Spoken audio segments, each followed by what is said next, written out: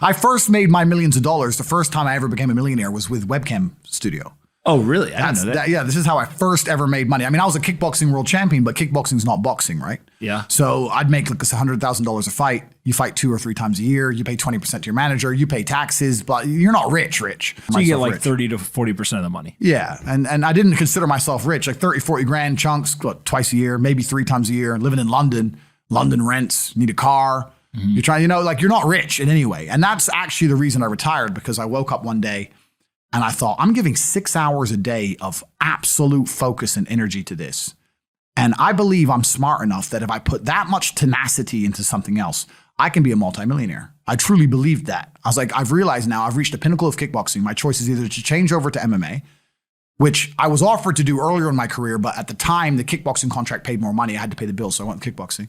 Change over to MMA, learn to wrestle, change over to UFC, blah, blah, blah. But this is also like 7, 8 years ago where even the UFC didn't pay the money it pays now. But the UFC still doesn't pay that much money from what I understand. No, if you're like top 5 or champion, yeah. But most of the dudes you're going to see there in the prelims, they're getting 10 grand a fight, 9 grand a fight. It's nothing, right? So it'd be like starting my career all over again. And at the age of 28, I thought, I don't have the gumption to start again. I've been through hell for this. I've broken my hand 8 times. My ribs have been broken. I don't want to do this all over again. So what do you do when you realize that, hey, maybe I don't want to keep fighting? I decided to get rich. What does that mean to you? When you're sitting there, you're getting, $30,000, $40,000 kind of net on a per fight basis. Is rich to you like, hey, I want a couple $100,000, $1 million, $20 million, $1 billion? I wanted 30 or 40,000 every month. 30 or 40,000 every month. So about $500,000 a year, give or take. Okay. I thought if I had that much money, I could do whatever I wanted. Okay. That's what I decided I wanted to do. So what's step one that you do? So step one is, maybe that's how we ended up here together, my friend. Step one is, I decided to be very logical about it. Chess player, right? So it's like, I want money. What is money? How do banks work? How does credit work? What's fractional reserve banking? All these things we now know to be the biggest cons of the century, right? So I'm sitting there researching money for days and days and days. And then I get more mad because I'm like, whoa, money's trash and I don't have any. Now I'm really annoyed, right? I thought like everyone else did that, everyone puts their money in the bank and the bank takes some of other people's money and lends it out. I didn't know they invented it from the sky. I still at that point thought money was linked to gold. I didn't know nothing. So I'm learning all this stuff and I'm getting really angry. I'm like, now this is really annoying me. So anyway, I had a piece of paper there and I'm in my research phase and it start writing down some dude on YouTube. I don't know who he was, some dork. He was a pro gold guy. This is before, maybe Bitcoin was probably around then, but like early. He was a pro gold guy saying buy gold, buy gold, buy gold. And he was saying the difference between an asset, a liability, et cetera, et cetera. So I started trying to write down what I had. I was like, I have an apartment, I have a BMW. I'm in good shape, but I already use that for fighting. What can I do? I can play chess. I'm just writing down the things I have and what I'm good at. And then I kind of realized, I was like, I've got like 8 girlfriends.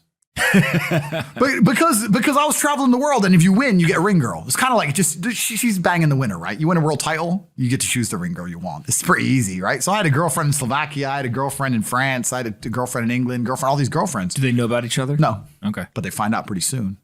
So I had all these girlfriends, so I'm like, maybe I could open a strip club and like be a pimp, and, be a gangster about it, And then that opening strip club that's literally the first thing you thought about was open a strip club? Well, I thought I have these beautiful girls. How can this is before like Twitch existed. So I was like, what can I do with these hot girls? I was like, it's just an asset, right? There's these girls and a lot of them were messaging me. They thought I was this millionaire world champion. They all wanted to come London, live with me and thought I was a big boy millionaire and all this stuff. So it's like they do because of social media. Well, partially because of that. And also because they met me. I turn up, I fight, I win the world title, I leave. We're texting each other. They assume I'm this big boy, right? So I'm kind of like, what am I going to do? What am I going to do? I thought, man, I investigated strip clubs, way too much money. But this asset class of beautiful women was kind of on my mind for a few days. And then by absolute coincidence, I stumbled upon somewhere on the internet. I was on one of those websites where you used to download like free games and bullshit from. And in the corner somewhere it said, hot girls want to talk to you now or something. I said, hot girls. So I clicked on that, not because I was interested, but because I thought I have hot girls. And it was one of those webcam websites. And I was like, so these girls sit here and talk to dudes for money. So I'm going to get my girls to and they're naked. They're just talking. How does it work? It's 50-50. I mean, it depends on the girl, depends what she wants to do. But the majority of the job is not based around being naked. The majority of the job is based around being entertaining and being easy to talk to. And the guys who are talking to you need to find you, that you need to remember their name, remember their dog's name. You have to be smart. You can't just be a girl and be a bimbo and be naked and make money. You have to be really smart, charming, interesting, happy all the time, positive. Mm-hmm. And I thought, I'm going to try this. So I messaged all 5 of my girlfriends, told them I had a job for them, explained to them what I was going to do. I was going to launch this company. 4 of them agreed. All 4 flew in, sat them around the same table. They're all like, who's she, who's she, who's she? I'm like, well, you're all my girlfriends. 2 more left. And then 2 stayed. And that was the beginning of my little attempt at a webcam empire. And I put the girls there. And my role in it all was I did all the tech side of stuff, which is the first thing, of course. And then also, and I get called a pimp a lot, but and the reason I use the term is because I don't see it as a negative term. I see it as positively inspirational and motivating person. I'd motivate the girls. I'd make sure they did their job properly. If they had a bad day online, I'd come up with a good excuse for them. Oh, it's been a football game. It's been really busy. Don't worry. You're so beautiful. Don't be upset. You did better than her. You did the best today. I keep everything organized, put the schedules together, all that kind of stuff. And is it hard? It's hard because women have to want to work for you. Okay. Women have to want to obey you. That's what's hard. And you don't do that. This is one of the biggest misconceptions. I really want to clear this up. People in the movies and stuff, pimps are like aggressive, mean men. Complete opposite. Pimps are more like James Bond. James Bond's a pimp. He sleeps with a girl to get information. He doesn't care about her. He is absolutely and utterly a pimp. He doesn't hit her. He makes her love him. She does what he wants. He uses sex as a weapon to reward her, and then he disappears. That James Bond is absolutely and utterly a pimp. So I say pimp because everyone calls me a pimp online, tries to go, haha, you're a pimp, they're going to get offended. It's like, no, beautiful women wanted to work for me, and they wanted to work for me because I displayed supreme competence. And they knew if they worked for me, they'd make a lot of money. So whenever I was out, I'd meet a waitress and say, well, look, you're working 10 hours a day for pennies. You can work 10 hours a day for me, make 10 grand a month, 20 grand a month. And over time, I just built up this big little empire of webcam girls. At one point, I had 4 locations, 75 girls working for me.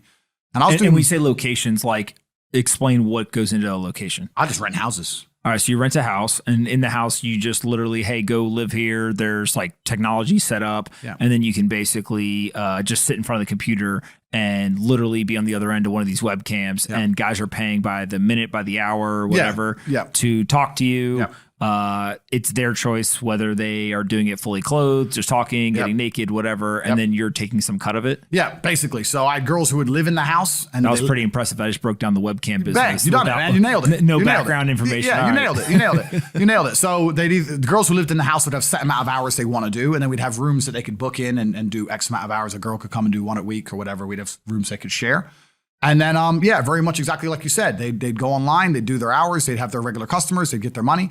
And then I'd take around half of the money, around 50%. You take 50%. Around 50%. Okay. Is that high or low compared to the rest of the industry? I'll tell you why it's very low. It's low because every time a girl would quit and try and do it by herself, she'd make a fraction of the money overall because she hasn't got the instruction. She hasn't got the motivation. She's just lazy with it, right? And women have a very different mentality to money than men. If you show a woman how to make $1,000 in an hour, she'll think, I only have to work an hour a week. Whereas if you show a man how to make $1,000 an hour, he thinks, I can make $18,000 a day. That's the difference between us. So if I had a girl working for me making $20,000, she got 10, I got 10. If she quit, she'd make 3 for herself, if that.